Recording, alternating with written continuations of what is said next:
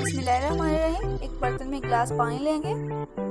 पानी को उबाल आते ही हम इसमें 1 टीस्पून सौंफ शामिल करेंगे और साथ ही एक दालचीनी का टुकड़ा शामिल कर देंगे इसके अंदर और 5 से 10 मिनट हम इसको पकाएंगे। ये खांसी के लिए बहुत ही ज़्यादा मुफीद है, छोटे और बड़े दोनों के लिए। दिन में 2 दफ़ा इस्तेमाल करने से गले को बहुत ही ज़्यादा आराम मिलता है। अगर आप मेरे चैनल पर नए हैं तो इसे सब्सक्राइब करें, वीडियो को लाइक करें और अपने दोस्तों के साथ शेयर करें। बनके तैयार है, अब इसे पेश करेंगे।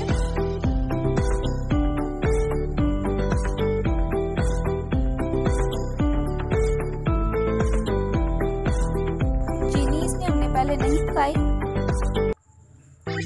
अब मैं इसमें 1/2 टीस्पून चीनी शामिल करूंगी और अच्छे से इसको मिक्स करेंगे। कहवा बनके तैयार है, आप इसे जरूर ट्राई करें। दुआ में याद रखें। अल्लाह हाफिज़।